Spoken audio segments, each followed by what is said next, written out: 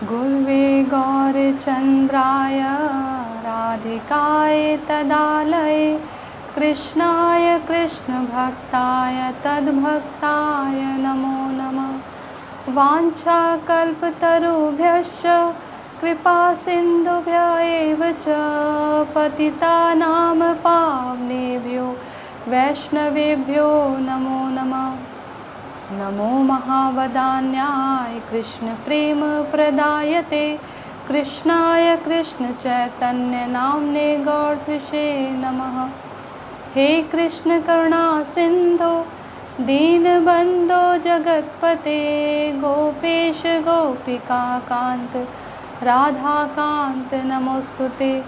तप्त कांचन गौरांगी राधे वृंदावनेश्वरी वृषभानुसुते देवी प्रणमामि हरिप्रिये।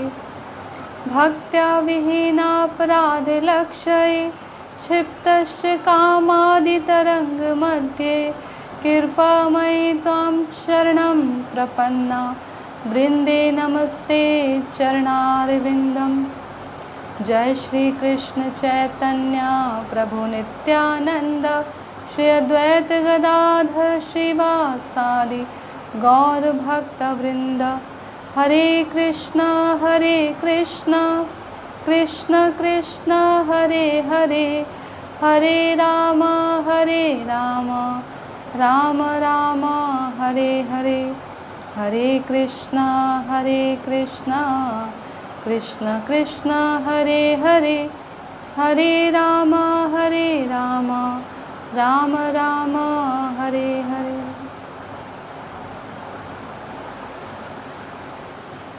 हरे कृष्णा। कैसे हैं आप सभी लोग? कल राधाष्टमी आप लोगों ने मनाई होगी और गौड़ीय सिद्धांत में, गौड़ीय परंपरा में राधा रानी का ये आविर्भाव दिवस बहुत ही महत्वपूर्ण है। और चलिए हम एक कीर्तन करते हैं। उससे पहले मुझे एक बात याद आई। आज मैं कहीं गई थी, वहाँ मैंने देखा और मुझे वहाँ जाके किसी ने बताया कि छोटा जो बच्चा है इसे बीमारी, एक कुछ ऐसी बड़ी बीमारी लग गई है। तो उसको देखकर मैं सोचने लगी ये मनुष्य जीवन कितना दुर्लभ है।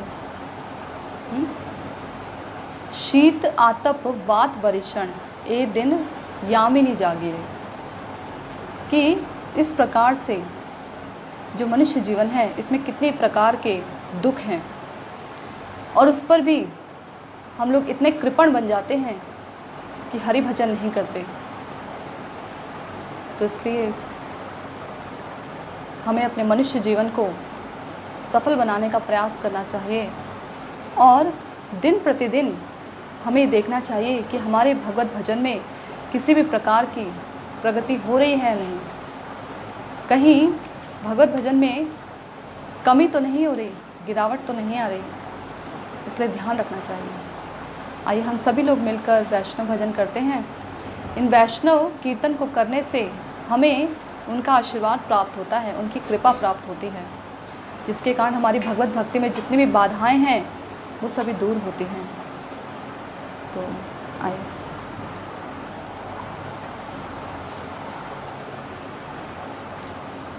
आमार जीवना सदा पापे रत नाहिक पुण्येर लेश। आमार जीवना सदा पापे रत नाहिक पुण्येर लेश। परे रे उद्वेग दियाछि जे कता, परे रे उद्वेग दियाछि जे कता, दियाछि जीवे रे क्लेश, दियाछि जीवे रे क्लेश। आमार जीवन सदा पापे रत नाहिक पुण्येर लेश। आमार जीवन सदा पापे रत नाहिका पुण्यरलेश निज सुख लागी पापे नाही डरी निज सुख लागी पापे नाही डरी दयाहीन स्वार्थ पारा दयाहीन स्वार्थ पारा पर सुखे दुखी सदा मिथ्या भाषी पर दुख सुख कारा पर सुखे दुखी सदा मिथ्या भाषी पर दुख सुख कारा पर सुखे दुखी सदा मिथ्या भाषी पर दुख सुख कारा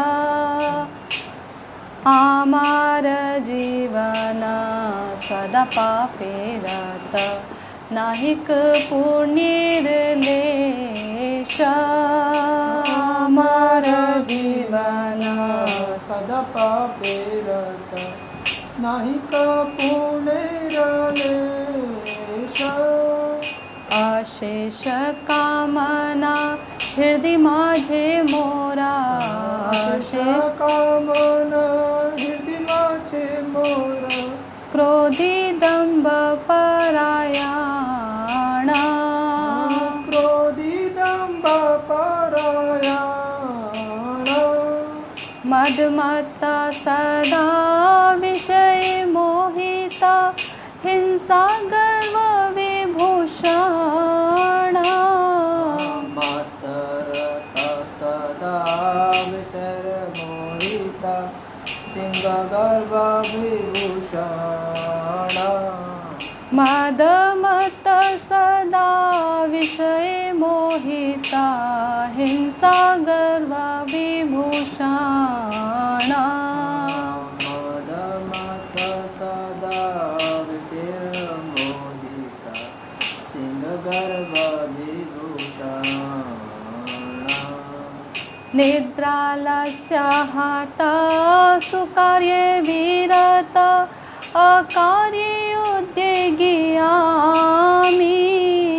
निद्रालस्याहाता सुकार्ये विरत अकार्ये उद्योगियामि प्रतिष्ठा लागिया षठ्य आचरण लोभहत सदा कामी प्रतिष्ठा लागिया सटाए आचरण लोभत सदा कामी एहे न दुर्जना सज्जन वर्जित अपराधी निरंतारा एहे न दुर्जना सज्जन वर्जित अपराधी निरंतारा शुभ कार्य शून्य सदनर्थ मना शुभ कार्य शून्य सदनर्थ मना नाना दुखे जर जारा नाना दुखे जर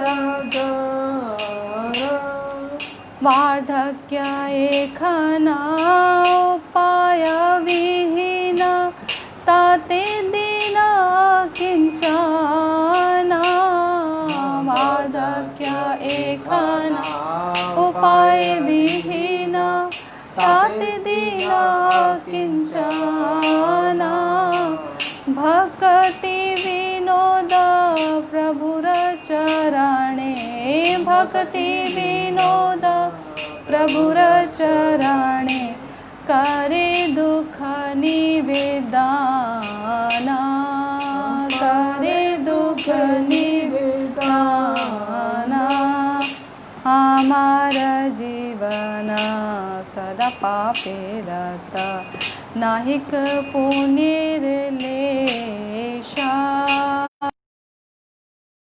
पुण्यरलेशा पारे रे उद्वेग दिया छी कथा परिरे उद्वेग दियाछि जे कथा दियाछि जीवेरे क्लेशा दियाछि जीवेर क्लेशा आमार जीवन सदा पापे रत नाहिक पुण्येर लेशा आमार जीवन सदा पापे रत नाहिक पुण्येर लेशा। जय वैष्णव ठाकुर जय वैष्णव ठाकुर वैष्णव ठाकुर जय वैष्णव ठाकुर जय वैष्णव ठाकुर जय वैष्णव ठाकुर वैष्णव ठाकुर जय वैष्णव ठाकुर। ठाकुर भक्ति विनोद ठाकुर भक्ति विनोद भक्ति विनोद ठाकुर भक्ति विनोद ठाकुर भक्ति विनोद भक्ति विनोद भक्ति विनोद ठाकुर भक्ति विनोद। हरे कृष्णा। तो कैसे हैं आप सभी लोग? आइए एक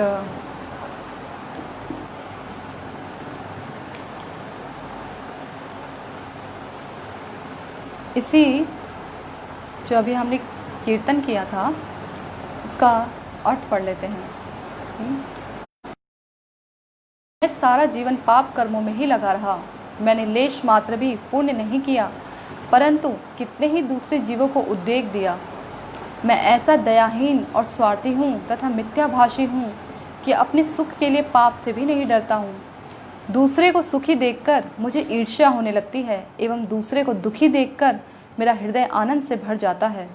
मैं बड़ा ही क्रोधी एवं दाम्भिक हूँ। अनंत प्रकार की सांसारिक कामनाओं से मेरा हृदय भरा हुआ है। मैं विषयों के मध्य में प्रमत्त हूँ तथा हिंसा और गर्व मेरे आभूषण स्वरूप हैं। निद्रा एवं आलस से ग्रस्त होने के कारण सत्कार्य में मेरी लेश मात्र भी रुचि नहीं होती, परंतु दुष्कर्मों में मेरा मन स्वतः ही रम जाता है। मैं परम कामी हूँ। दूसरों से प्रतिष्ठा प्राप्त करने के लिए मैं कपटतापूर्ण व्यवहार करता हूँ। हे प्रभु, मैं ऐसा दुर्जन हूँ कि वैष्णव का संग तो मैंने कभी किया ही नहीं, अपितु निरंतर मैं उनके चरणों में अपराध करता रहा। मेरा अनर्थग्रस्त मन शुभ कर्मों को त्याग कर पाप कर्मों में ही लगा रहता है, जिसके फलस्वरूप नाना प्रकार के दुखों से जर्जरित हो रहा है। भक्ति विनोद ठाकुर भगवान के श्री चरणों में अपना दुख निवेदन कर रहे हैं कि हे प्रभु, अब तो वृद्धकाल उपस्थित हो गया है, इससे बचने का कोई उपाय भी नहीं है और मैं तो अकिंचन हूँ। ये भजन श्रील भक्ति विनोद ठाकुर जी ने लिखा है, जो हमारे सप्तम गोस्वामी कहे जाते हैं। ये भजन वास्तव में इन्होंने हमारे लिए लिखा है। इसमें जितने भी प्रकार के अवगुणों के बारे में वो व्याख्या कर रहे हैं, ये सभी अवगुण हमारे अंदर हैं। वो तो महाभागवत हैं। वो जानते हैं कि बद्ध जीव की समस्याएं क्या हैं। वो हमारे लिए लिख रहे हैं कि हमारा जीवन सदा पापे रत। जो हमारा जीवन है वो हमेशा पाप में ही लगा रहा। क्यों? ऐसा भी तो कह सकते हैं कि हमने तो कई पुण्य भी किए हैं, दान भी किए हैं, कर्म यज्ञ आदि भी किए हैं, व्रत भी किए हैं, तो पाप में कैसे लगा रहा? वास्तव में जिस जीवन में श्री भगवान की सेवा अर्चना नहीं होती, जो जीवन दिया ही इसलिए है कि इसके असली उद्देश्य को जाना जाए और उसकी तरफ अग्रसर हुआ जाए, यदि उस जीवन में वो कार्य ना किया जाए तो जीवन पापमय युक्त है, पाप से ही बना हुआ है। जैसे कि हम जानते हैं कि जो सारा संसार है, इस संसार की प्रत्येक वस्तु श्री भगवान के द्वारा प्रदत्त है। यदि हम उनको अर्पण किए बगैर उन वस्तुओं का भोग करते हैं अपने सुख के लिए, तो हम चोर कहे जाएंगे, और चोर का जीवन तो पापमय ही होता है, पापों से युक्त ही होता है। इसलिए यहाँ पर भक्ति विनोद ठाकुर जी कह रहे हैं कि हमारे जीवन सदा पापे रत। और दूसरे जीव जो हैं उनको उद्वेग दिया है अपनी वाणी के द्वारा, अपने कार्यों के द्वारा, हर प्रकार से उद्वेग देने का प्रयास किया है। जब दूसरे व्यक्ति के जीवन में सुख होता है तो उसके सुख को देखकर ईर्ष्या की वजह से दुखी हो जाते हैं और उनके दुख को देखकर हम सुखी महसूस करते हैं। जब कोई सुखी होता है सांसारिक रूप से तो हमारा हृदय जल उठता है डाह के कारण, इतने दुखी हो जाते हैं हम, हृदय में जलन होने महसूस होने लगती है। ये जलन ऐसी होती है जो बाहर के, जो ये जेठ के महीने में जो सूर्य तपता है उस जलन से भी भयानक जलन होती है, क्योंकि उसमें किसी भी प्रकार का हम किसी को नुकसान नहीं पहुंचाते, परंतु ईर्ष्या रूपी सर्प ऐसा होता है कि इसमें हम किसी को, जब ईर्ष्या हद से ज़्यादा बढ़ जाए तो उसमें किसी ना किसी को नुकसान भी पहुंचा देते हैं, यहाँ तक कि किसी के प्राण भी ले लेते हैं। ये ईर्ष्या जो सर्प होता है ना, सर्प, ईर्ष्या को सर्प जैसा कहा गया है। जैसे सांप हमेशा ईर्ष्यालु होता है, भयभीत रहता है, थोड़े से आहट में भी किसी को भी डस लेता है, उसी प्रकार से ये ईर्ष्या किसी के थोड़े से सुख को देखकर भी उसे डस लेती है। सांप जब काटता है तो प्राण लेकर ही छोड़ता है, और जो ईर्ष्या है, जब किसी के हृदय में एक बार ईर्ष्या किसी के लिए पैदा हो जाए तो ये भी किसी न किसी प्रकार से अहित करके ही छोड़ती है, तभी उसके व्यक्ति के हृदय को शांति मिलती है। तो इतनी खतरनाक है ईर्ष्या। उसके बाद कह रहे हैं कि मैं ऐसा दयाहीन और स्वार्थी हूँ और मिथ्याभाषी हूँ कि अपने सुख के लिए पाप से भी नहीं डरता। ऐसा दयाहीन हूँ, यानी स्वार्थी भी हूँ, दयाहीन भी हूँ। इस दया के दो अर्थ हैं। एक वो दया जो सामान्य जीवों पर की जाती है, उनके कोई किसी दुख को देखकर उनकी मदद कर दी जाए, इस प्रकार की दया। दूसरी दया वो दया जो कि नित्य दया है, यानी कि नित्य जीवों पर नित्य दया। भगवान के भक्तों के हृदय में हमेशा से ही दया रहती है पर जीव के प्रति, दूसरे जीवों के प्रति, और वो उपकार करते हैं। ये अनित्य चीज़ें देकर नहीं, बल्कि भगवान की भक्ति देकर, भगवान के विषय में ज्ञान प्रदान करके उन पर इस प्रकार की दया दिखाते हैं। तो इस प्रकार की दया से हीन है और स्वार्थ पड़ता, जब दया से हीन है तो स्वार्थ पड़ता आनी तो स्वाभाविक ही है। मैं बड़ा ही क्रोधी और दाम्भिक हूँ, अनंत प्रकार के सांसारिक कामनाओं से मेरा हृदय भरा हुआ है। जब हृदय में कामनाएं होती हैं, भौतिक कामनाएं, तो जो क्रोध और अहंकार है, ये इनके जो साथी हैं अपने आप चले आते हैं। भगवान भगवत गीता में भी कहते हैं ना, काम एषः क्रोध एषः, कि जो काम है उसके पीछे पीछे ये क्रोध भी अपने आप चला आता है। लोभ भी पीछे नहीं रहता, लोभ भी अपने आप आ जाता है, और ये तीनों ही नरक के द्वार हैं। मैं विषयों के मद में प्रमत्त हूं और हिंसा और गर्व मेरे आभूषण स्वरूप हैं। जैसे कि किसी व्यक्ति ने मदिरा का पान किया हो तो वो अपना विवेक खो देता है और अपने आप को ही सब कुछ समझ बैठता है, और इस अहंकार में वो डूबा रहता है। उस समय उसके आगे कोई ठहर नहीं सकता। इसी प्रकार से हम भी, जो हमारे विषय सुख हैं, आँखों को जो सुख मिलता है दूसरे सुंदर रूप को देखकर, कानों को जो सांसारिक बातें सुन के सुख मिलता है, जिह्वा को भौतिक पदार्थों का आस्वादन करके और दूसरों की निंदा करके जो सुख मिलता है, ये सभी विषय सुख हैं। इन सुखों में इतना डूब गए हैं, जैसे कि मदिरा पान व्यक्ति उस मदिरा को पान करने के बाद उसके नशे में डूब जाता है। इस प्रकार हम भी इन विषयों के नशे में इस प्रकार डूब गए हैं कि हमारे अंदर भी दंभ और अहंकार उत्पन्न हो गया है। निद्रा एवं आलस्य से ग्रस्त होने के कारण सत्कार्यों में मेरी लेश मात्र भी रुचि नहीं होती, परंतु दुष्कर्म में मेरा मन स्वतः ही रम जाता है। अब इतने सारे अवगुण हैं तो स्वाभाविक बात है कि तमोगुणी वृत्ति हमारी बहुत है। तमोगुणी व्यक्ति निद्रा और आलस में ही रहता है, और जो व्यक्ति सदैव आलस में रहेगा वो आपके हृदय में कहाँ से पुण्य कर्म करने की या भगवान का भजन करने की इच्छा जागृत होगी। उतना ही भोजन स्वीकार करना चाहिए जितने भोजन के द्वारा हमारा मन स्थिर रहे, हमारी बुद्धि स्थिर रह पाए। कम भी नहीं, अधिक भी नहीं।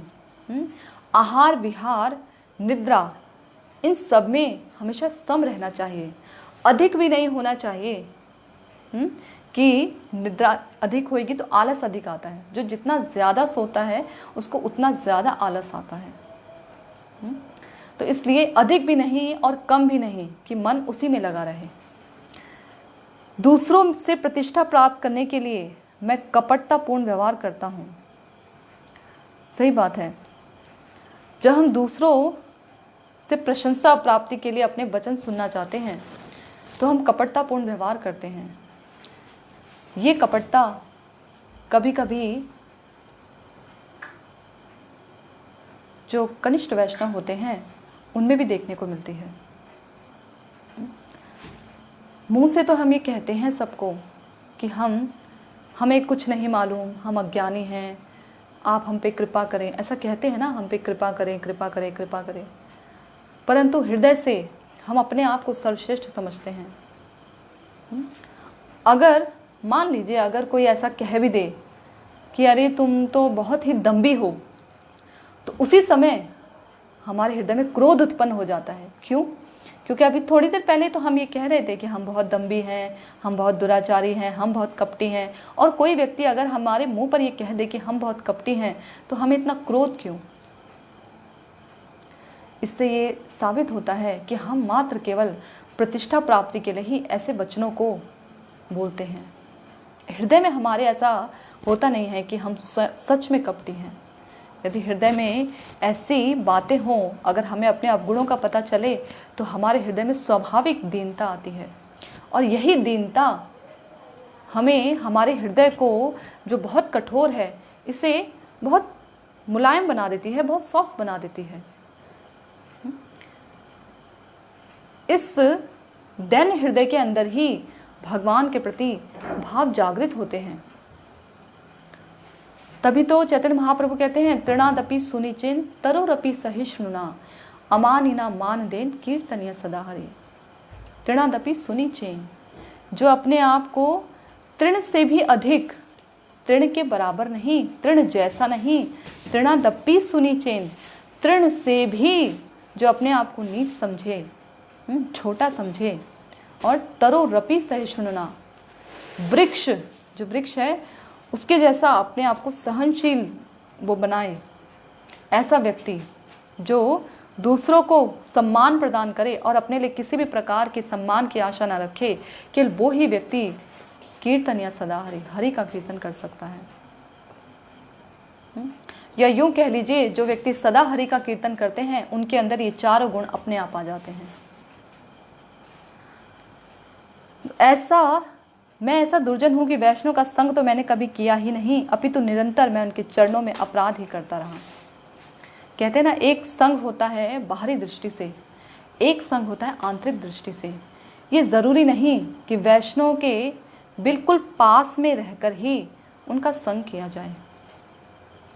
जब हम वैष्णव की वाणी को पालन करते हैं, चाहे हम उनके पास रहें चाहे हम उनसे दूर रहें, लेकिन जब हम उनकी वाणी को पालन करने का प्रयास करते हैं तो उसे स्वाभाविक रूप से ये कहा जाएगा कि वो व्यक्ति वैष्णव का संग कर रहा है। जैसे जो हमारे आचार्य वर्ग हैं वो भी धराधाम पर हमारी चर्म चक्षु के आगे नहीं है, परंतु यूं कह देना कि अब क्योंकि वो है नहीं तो उनका संग हमें प्राप्त नहीं हो रहा, तो ये गलत है। तो इस प्रकार से हम उनकी वाणी को फॉलो करके, उन्होंने जो ग्रंथ लिखे हैं, ग्रंथों में जो भगवत संबंधी उन्होंने अपना अनुभव दिया है, उसका पालन करते हुए, उनके आचार विचार को ग्रहण करते हुए हम उनका संग प्राप्त कर सकते हैं। ऐसा अनर्थग्रस्त मन शुभ कर्मों को त्याग कर पाप कर्मों में ही लगा रहता है, जिसके फलस्वरूप नाना प्रकार के दुखों से जर्जरित हो रहा है। भक्ति विनोद ठाकुर कहते हैं कि भगवान के चरणों में अपना दुख निवेदन करके कह रहे हैं कि हे प्रभु, अब तो वृद्धकाल उपस्थित हो गया है, इससे बचने का कोई उपाय भी नहीं है और मैं तो अकिंचन हूँ। प्रहलाद महाराज कहते हैं कि कौमार अवस्था से ही भगवत भजन आरंभ कर देना चाहिए। क्यों कौमार अवस्था से? क्यों? बचपन तो खेलने के लिए होता है, उसके बाद अवस्था यौवन अवस्था आती है, वो तो मौज मस्ती करने के लिए होता है और भी नौकरी अपनी जीवा को कमाने के लिए होता है। बुढ़ापा बिल्कुल फ्री होता है, उसमें भजन करना चाहिए। सही बात है, बुढ़ापा फ्री होता है, भजन करना चाहिए, परंतु इसके आगे परंतु भी है। परंतु जिसने आजीवन भजन ना किया हो, जिसके मन को भगवान में लगने की आदत ही ना हो, वो किस प्रकार से अपने मन को वृद्धावस्था में भगवान पे लगा सकता है? हम अभी से कितना प्रयास करते हैं इस मन को भगवान में लगाने का, भगवान की कथाओं में लगाने का।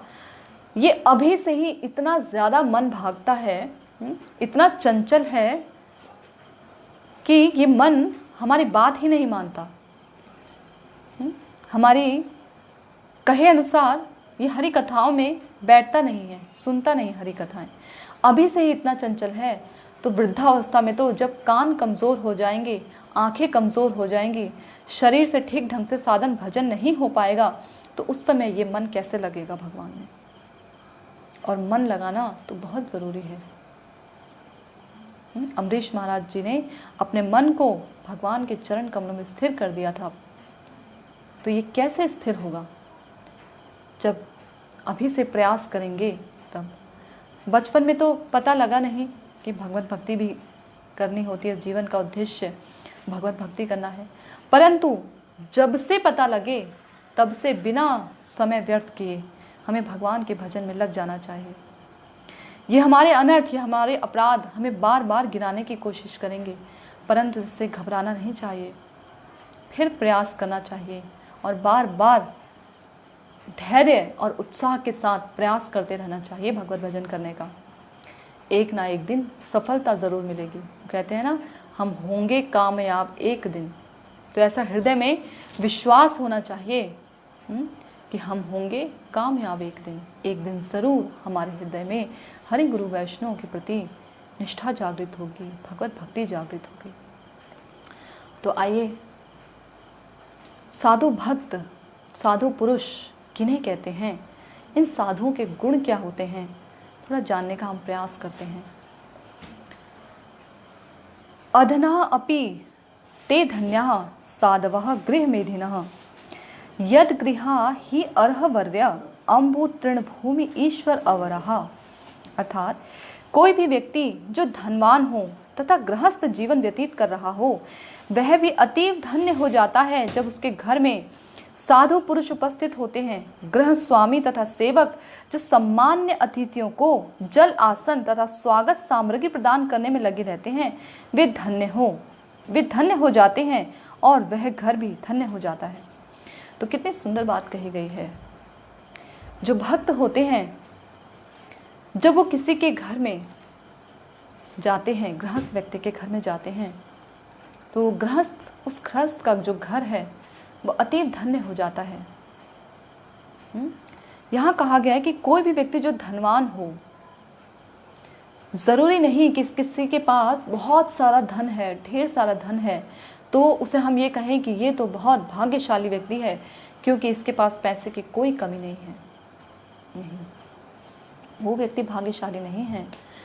हो सकता है पूर्व कर्मों के कारण वो इस जन्म में बहुत धनवान हो, उसने पिछले जन्मों में ऐसे कर्म किए हों जिसकी वजह से वो बहुत अधिक धनवान हो गया हो, परंतु अगर इस जन्म में धनवान होने पर भी वो भगवत भक्ति नहीं करता है, वैष्णव की सेवा नहीं करता, तो वो व्यक्ति भाग्यशाली नहीं कहा जाएगा, ना तो इस जन्म में ना किसी और जन्म में। ये भगवान ने उसे धन इसीलिए प्रदान किया है कि वो वैष्णव की सेवा कर पाए, परंतु धन का नशा ऐसा होता है, वो बताया ना, money money money, brighter then sunshine, sweeter than Honey. धन मधु से भी अधिक मीठा होता है। जिसके पास धन है उसी के आसपास इर्द गिर्द उसके परिवारजन, उसके दोस्त, उसके सगे संबंधी घूमते हैं, और जैसे ही धन चला जाए तो हर कोई उससे दूर होता चला जाता है, कटता चला जाता है। तो ये ज़रूरी नहीं कि जो व्यक्ति धनवान है वो भाग्यशाली हो। उसका भाग्य तो तब उदय होता है जब वो अपने मन को वैष्णव की सेवा में लगाए रखे। ये वैष्णव की सेवा बहुत महत्वपूर्ण होती है। क्यों हम इतना वैष्णव की सेवा को इतना महत्वपूर्ण बताते हैं? क्योंकि ये वही वैष्णव हैं जिनके हृदय में श्री गोविंद विराजमान रहते हैं। तुम्हारा हृदय सदा गोविंद विश्राम। तो इससे क्या हुआ? गोविंद विश्राम करते हैं तो इसके आगे एक लाइन और है, गोविंद कहेन मम वैष्णव प्राण। गोविंद कहते हैं कि जो वैष्णव है वो मेरे प्राण हैं। कहिए, अगर हमें भी भगवत भक्ति करनी है, अगर हमें भी इस भव सागर से पार उतरना है, तो वो तो केवल मुकुंद ही कर सकते हैं। और मुकुंद हमें अपने वचनों द्वारा ये बता रहे हैं कि जो वैष्णव हैं वो मेरे प्राण हैं। जैसे एक माता का पुत्र, माता अपने पुत्र को बहुत स्नेह करती है, बहुत प्रेम करती है। अगर कोई दूसरा व्यक्ति उसके पुत्र को डांटे, मारे बिना किसी कारण अकारण, तो माता को अच्छा नहीं लगेगा या माता प्रसन्न नहीं होगी, माता को गुस्सा आएगा। और वही उसी के पुत्र को यदि कोई स्नेह करे, उसे चीज़ ला कर दे, चॉकलेट ला कर दे, तो माता को बड़ी प्रसन्नता होती है। इसी प्रकार से भगवान के जो प्राण हैं वैष्णव, यदि उन्हें कोई उनके साथ हिंसा करे, दुर्वचन कहे, उनके चरणों में अपराध करे, उनका हृदय दुखाए या किसी और प्रकार का उन्हें कष्ट दे, तो भगवान को इससे कष्ट होता है, कष्ट होता है। और यदि कोई वैष्णव की सेवा करे, उनके वचनों को माने, उन्हें हर प्रकार से संतुष्ट करने का प्रयास करे, तो भगवान भी उनसे प्रसन्न होते हैं। तो इसलिए जो कोई भी व्यक्ति जो धनवान हो और जो गृहस्थ जीवन व्यतीत कर रहा हो, कलयुग में तो अधिकतर गृहमेधी ही हैं, अधिकतर गृहमेधी हैं, क्योंकि हमारी चेतना हमेशा गृह में, घर परिवार में ही लगी रहती है। अपने पुत्र में, पौत्र में, पति में, सगे संबंधियों में, आज इसके घर जाना है, आज उसके घर जाना है, आज ये शादी है, आज ये फंक्शन है, इसको पूरा करना है, कहीं वो रिश्तेदार ना रूठ जाए उससे भी मिलना है, कहीं वो ना रूठ जाए, इतने सारे त्यौहार हैं सबको विश करना है। तो हमेशा चेतना जो है घर में ही लगी रहती है। बच्चों का पालन पोषण करना है, ठीक ढंग से करना है, और उनकी इच्छाओं को पूरा करना है, पत्नी की इच्छाओं को पूरा करना है, पति की इच्छाओं को पूरा करना है, घर परिवार में जितने सदस्य हैं उतनों की इच्छाओं को पूरा करना है। बड़ी गाड़ी चाहिए, बड़ा बंगला चाहिए, छोटे से काम नहीं बनता। अच्छे ब्रांडेड कपड़े चाहिए, साधारण कपड़ों से काम नहीं चलता, दिखाना भी तो है। तो इतनी सारी इच्छाएं, इन्हें पूरा करने के लिए उतना समय, उतना श्रम और उतना पैसा भी तो देना पड़ेगा। तो इतना पैसा जब हम कहीं लगाएंगे तो हम अपना समय भी देंगे। भाई इतना पैसा कहीं से कमाएंगे, जॉब करेंगे या कोई बिजनेस करेंगे, तो समय तो देना पड़ेगा। समय भी देंगे और श्रम भी देंगे। जब समय और श्रम दोनों ही दे दिया तो हरि भजन में तो इन दोनों की ज़रूरत है, समय की भी और श्रम की भी। तो हरि भजन में कहाँ से समय लगेगा?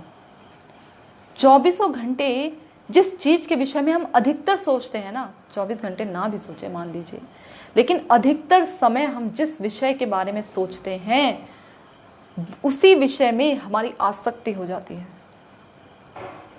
उसी विषय में, चाहे किसी भी विषय में सोचें, चाहे कोई अधिकतर अपने दूर गए हुए पति के विषय में सोचे, जो घर की स्त्री है तो उसे अपने पति से आसक्ति रहेगी। चाहे अपने बच्चों में, अपने अधिकतर उनके बारे में सोचे, ये कैसे करेंगे, ये कैसे करेंगे, कैसे पलेंगे, इन्हें कैसे जो है आगे बढ़ाया जाए, कैसे पढ़ाया जाए, पढ़ते नहीं हैं, तो उनकी आसक्ति अपने बच्चों में लगी रहेगी।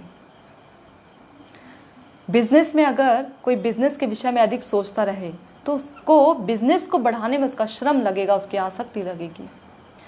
तो जिस चीज़ में हम अपना अधिक समय देते हैं उसमें हमारी आसक्ति भी उतनी ही अधिक होती है। भगवत भजन में यदि अधिक समय देंगे तो भगवान के प्रति हमारी आसक्ति बढ़ेगी, उनकी तरीय वस्तुओं के प्रति हमारी आसक्ति बढ़ेगी। तो कह रहे हैं कि जो गृहस्थ जीवन व्यतीत कर रहा हो वह भी अति धन्य हो जाता है। कहने का मतलब है धनवान व्यक्ति और गृहस्थ व्यक्ति जो है, अगर गृहस्थ व्यक्ति अपने सारे वर्णाश्रम धर्म का भी पालन कर रहा है, परंतु यदि वो किसी साधु पुरुष व्यक्ति उसके घर में आ जाए, जो उसके घर में साधु पुरुष व्यक्ति उपस्थित हो जाए, सौभाग्यवश साधु पुरुष कोई वैष्णव उनके घर में आ जाए, तो वो अतीव धन्य हो जाते हैं। अतीव धन्य, केवल धन्य नहीं हो जाते, यानी अति भाग्यशाली हो जाते हैं, अति भाग्यशाली। क्योंकि ऐसा कहा जाता है जो साधु पुरुष होते हैं, तीर्थी कुर्वन्ति तीर्थानि, यानी उनके चरण कमल तीर्थों को भी पवित्र बना देते हैं। तो जो तीर्थ स्वयं में इतने पवित्र हैं, हम जैसे जो जीवात्माएं हैं, बद्ध जीवात्माएं जब तीर्थों में स्नान आदि करने जाती हैं, दर्शन करने जाती हैं, तो वहां पे अपने पाप कर्मों को छोड़कर आते हैं। तो जब ये साधु पुरुष उन तीर्थों पे जाते हैं भगवान से मिलने, वहाँ स्नान करने, तो इनके चरण कमल जब उस रज पर पड़ते हैं, जल पर पड़ते हैं, तो वो भी परम पवित्र हो जाते हैं, सारे पाप उनके धुल जाते हैं। वास्तव में तीर्थ अपने आप में परम पवित्र हैं। ये वैष्णव की महिमा बताने के लिए ऐसा कह रहे हैं, कोई असत्य बात नहीं है, बिल्कुल सत्य बात है। वैष्णव की इतनी बड़ी महिमा है। तो इसलिए जब साधु पुरुष किसी के घर में उपस्थित होते हैं तो उनका जो गृहस्थ जीवन है और जो धनवान व्यक्ति हैं वो भी अति धन्य हो जाते हैं। अब तो हमारे पास इतना समय ही नहीं होता कि साधुओं को घर में बुलाएं। कहाँ बुलाते हैं हम, इतने तो व्यस्त रहते हैं कमाने धमाने में। दिवस शरीर साजे रे, दिवस तो शरीर सजने में, पारिवारिक जिम्मेदारियों को निभाने में निकल जाता है और रात निद्रा में बीत जाती है। तो इतना समय ही नहीं होता हमारे पास भगवत भजन करने का। असल में देखा जाए ना, हमारे पास समय बहुत होता है, बहुत समय होता है, पर वही बात है जिसमें जिसकी जितनी आसक्ति उसमें वो उतना अपना समय निकाल ही लेता है, वो अपना समय निकाल ही लेता है। एक माता को अपने बच्चे से, मैं माता का उदाहरण बच्चे से इसलिए दे रही हूँ क्योंकि बहुत सटीक बैठता है कि एक माता को अपने बच्चे से बहुत प्रेम होता है। तो माता ऐसा नहीं कहती कि मैं जॉब भी करती हूँ, घर का काम काज करती हूँ, बहुत बिजी रहती हूँ, तो अपने बच्चे को नहीं देखूंगी, ऐसा नहीं कहती। वो अपने बच्चे के लिए समय निकाल लेती है। सुबह जाने से पहले उसके लिए लंच तैयार करती है स्कूल जाने का, उसके लिए उसको ब्रेकफास्ट कराती है। कभी कभी कुछ माताएं ऐसे भी होती हैं जो अपने साथ ही बच्चे को स्कूल छोड़कर आती हैं। जब शाम को घर लौटती हैं तो उसके बाद वो घर का सारा कामकाज भी करती हैं, परंतु अपने बच्चे को भी स्नेह देती हैं, अपने बच्चे पर भी ध्यान देती हैं। तो उसमें माता को अपने बच्चे से आसक्ति है तभी तो करती है, वरना वो भी तो ये कह सकती है कि मैं बहुत थक गई हूँ और अब मैं घर का काम भी कर रही हूँ तो मैं बच्चे को नहीं देखूंगी, ऐसा भी तो कह सकती है। परंतु क्योंकि माता की आसक्ति अपने पुत्र में है तो वो ऐसा नहीं कहती, अपने बच्चे को भी देखती है। ठीक उसी प्रकार से हमारी आसक्ति भगवान में नहीं है अभी, तो इसलिए हम भगवान के लिए समय ही नहीं निकालते। जिस दिन हमें भगवान की कथाओं को सुनने में रस आने लगेगा, भगवान का नाम लेने में हमें रस आने लगेगा, हम कैसे ना कैसे करके भगवान के लिए समय निकाल ही लेंगे, चाहे हमें सुबह जल्दी उठना पड़े, चाहे रात को देर से सोना पड़े, परंतु हम समय निकाल लेंगे। चाहे हमें अपने सांसारिक घेरे को कम करना पड़े, चाहे हमें सुख सुविधाओं को कम करना पड़े, परंतु हम भगवान के लिए अपना समय निकाल लेंगे। आसक्ति जब होगी तब, जब थोड़ी बहुत भी हमें उनके प्रति रुचि होगी तब होगा ऐसा। तो भक्तों का आना अपने आप में एक ही बहुत ही अति दुर्लभ बात है। ऐसे भक्त जहाँ तहाँ चले भी नहीं जाते। ये तो भगवान की, जब भगवान हम पर विशेष कृपा करते हैं ना, तब भगवत भक्तों के कहीं जाकर दर्शन होते हैं, तब दर्शन होते हैं। अभी हम सोचते हैं कि हमें तो बड़ी सरलता से भगवत भक्तों के दर्शन हो जाते हैं, ऐसा नहीं है। शुद्ध भक्तों के दर्शन बहुत दुर्लभ होते हैं। ऐसा नहीं है कि एक तो जैसे कि अमृत होता है ना, हमसे जानबूझकर पिए या अनजाने में पिए, वो अपना प्रभाव दिखाता ही दिखाता है। ठीक उसी प्रकार से शुद्ध भक्तों को हम ना भी पहचान पाएं, यदि शुद्ध भक्तों की दृष्टि हम पर पड़ी तो उनकी दृष्टि अपना प्रभाव दिखाती ही दिखाती है। और अगर जानकर हम उनकी सेवा करें तो फिर बात ही क्या, फिर तो वारे न्यारे। तो गृह स्वामी और सेवक जो सामान्य अतिथियों को जल, आसन और स्वागत सामग्री प्रदान करने में लगे रहते हैं, वे धन्य हो जाते हैं और वह घर भी धन्य हो जाता है। जो घर का स्वामी है और जो सेवक हैं, वो यदि सामान्य अतिथियों को, ऐसे अतिथि जो सम्मान्य योग्य हैं, जो भगवत भक्त हैं, उन्हें यदि पानी, आसन और स्वागत सामग्री प्रदान करने में लगे रहते हैं तो धन्य हो जाते हैं। उनका जीवन धन्य हो जाते हैं, वो धन्य हो जाते हैं, उनकी जितनी पुश्तें हैं वो धन्य हो जाती हैं। पता है, जब कोई किसी कुल में जब कोई भगवत भक्त पैदा होता है, एक भगवत भक्त किसी कुल में जब पैदा होता है, तो जो उसके पितृ होते हैं ना, पितृलोक में, वो बहुत प्रसन्न होते हैं, बहुत ज़्यादा प्रसन्न हो जाते हैं कि हमारे कुल में एक ऐसा भगवत भक्त पैदा हुआ जो हमें अब तार देगा।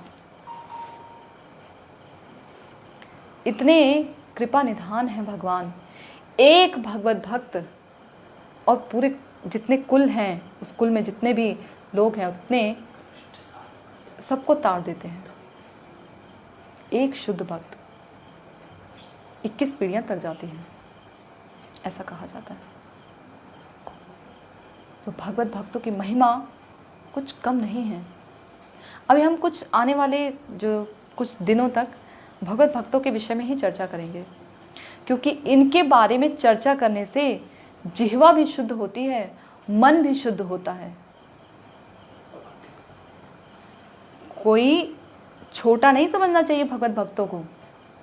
भगवत भक्त अपने आप में ही महान है, ऐसे महान, ऐसे परम पवित्र कि भगवान भी उन भगवत भक्तों के पीछे पीछे चलते हैं उनकी चरण रज लेने के लिए, और कहते हैं अहम भक्त पराधीनो, मैं तो भक्तों के पराधीन रहता हूँ, भक्तों के पराधीन रहता हूँ। इतने पराधीन भगवान कि ये भी नहीं देखते, जो त्रिलोकी के स्वामी हैं, जिनसे काल भी भयभीत हो जाता है, ऐसे भगवान अर्जुन के रथ को हाँक रहे हैं। और महाभारत के युद्ध में इतने शोरगुल जो युद्ध होता है, उसमें अर्जुन की आवाज़ तो भगवान को सुनाई देगी नहीं कि हे केशव अभी इस तरफ चलिए या अभी उस तरफ चलिए, दाएं चलिए, बाएं चलिए, सीधा चलिए। तो अर्जुन तो पीछे होते हैं ना, खड़े होते हैं, बैठे होते हैं, जो भी होते हैं, तो अर्जुन पीछे होते हैं, भगवान आगे होते हैं, सारथी तो आगे ही बैठता है। तो अर्जुन अपने पैरों से उनके कंधे पर रख कर इशारा करता है कि किस तरफ उन्हें जाना है। बताइए, ऐसे भगवान, इतने कृपा निधान भगवान, और ऐसे भगवान उन भगवत भक्तों के पीछे पीछे चलते हैं और ये कहते हैं कि जब इनकी चरण रज मेरे सर पर पड़ती है तो मैं परम पवित्र हो जाता हूँ। पृथु महाराज कहते हैं कि मेरा जो ये मुकुट है, जो मेरे सर पर मुकुट है, इस मुकुट को मतलब ये इतना धूल धूसरित हो जाए वैष्णव के चरण कमलों से कि ये अपने आप में ही, जब उनके धूल से धूसरित हो जाएगा तो ये अपने आप में ही शोभायमान हो जाएगा और मैं अति भाग्यशाली हो जाऊंगा। ऐसे भगवत भक्तों की महिमा है। जब जनक महाराज एक बार नरक जो है उसके आगे से निकल रहे थे तो आवाज आ रही थी, जनक महाराज, ऐसी आवाज आ रही थी। तो जनक महाराज कह रहे, ये इतनी आवाजें कैसी? तो बोले कि आप जब इस नरक के आगे से जा रहे हैं, गुजर रहे हैं इतनी दूरी से भी, तो भी हमारे जो हृदय की ताप है, जो हमारे शरीर को ताप लग रही है, हृदय की जो ताप है वो शांत हो रही है। इतना प्रभाव। भगवत भक्त भगवान के लिए सब कुछ छोड़ देते हैं, अपनी प्रिय से प्रिय वस्तु का भी त्याग कर देते हैं। तो श्री भगवान अपने भक्तों को ऐसे कैसे छोड़ सकते हैं? वो भी अपने सुख को नहीं देखते, अपने भक्तों के लिए सब कुछ छोड़ देते हैं, सब कुछ। तो इसलिए कुछ आने वाले समय में हम भगवत भक्तों की महिमा के विषय में थोड़ी चर्चा करने का प्रयास करेंगे, जिसके कारण हमारा जीवन भी परम धन्य हो जाए, अति धन्य हो जाए। और वैष्णव से कृपा याचना करते हैं। मुझे तो इतना ज्ञान नहीं है, कुछ आता जाता नहीं है, परंतु फिर भी मैं वैष्णव के चरण कमलों में प्रार्थना करती हूँ कि मेरे हृदय में भगवान की शुद्ध भक्ति का आविर्भाव हो। बहुत दूर हैं अभी भक्ति से, बहुत दूर, मालूम नहीं, भक्ति का भाव भी नहीं मालूम, कुछ नहीं आता, मात्र केवल भोग प्रवृत्ति है, भोग की वृत्ति है। ये भोग की वृत्ति खत्म हो और सेवा की वृत्ति इस हृदय में जागृत हो, ऐसा वैष्णव के चरण कमलों में हम भी आवेदन करते हैं। उनसे प्रार्थना करते हैं कि कभी किसी जन्म में हमारे हृदय में वो भाव उठें जो वो हमें देने आए थे इस धराधाम पर। ऐसा हम उनसे प्रार्थना करते हैं। और आप लोगों से भी मैं कृपया याचना करती हूँ कि कथा में किसी भी प्रकार का तत्व दृष्टि से यदि कोई दोष पैदा हो गया हो या मेरे बोलने से किसी के हृदय को कोई दुख पहुँचा हो, तो उसके लिए मैं क्षमा चाहती हूँ। और आपसे प्रार्थना करती हूँ कि आप लोग भी मेरे लिए ये प्रार्थना कीजिए हरि गुरु वैष्णव के चरण कमलों में कि मुझे भगवान की शुद्ध भक्ति प्राप्त हो, हरि गुरु वैष्णव की वाणी का यथारूप प्रचार प्रसार कर पाऊँ। बाकी अगर आपके कोई प्रश्न हो तो आप उन्हें पूछ सकते हैं। मैं पूरा प्रयास करूँगी उन प्रश्नों का उत्तर देने की। यदि कोई ऐसा प्रश्न हुआ जिसके विषय में मुझे नहीं मालूम हो, तो मैं अपने से उन्नत वैष्णव के से और जो गुरुजन हैं उनसे पूछकर आपके प्रश्नों को देने का प्रयास करूँगी। तो समय हो गया है, मैं अपनी वाणी को यहीं विराम देती हूँ। हरे कृष्णा। वांछा कल्पतरुभ्यश्च कृपा सिन्धुभ्यश्च पतितानां पावनेभ्यो वैष्णवेभ्यो नमो नमः। कृष्ण प्राप्त कीजिए।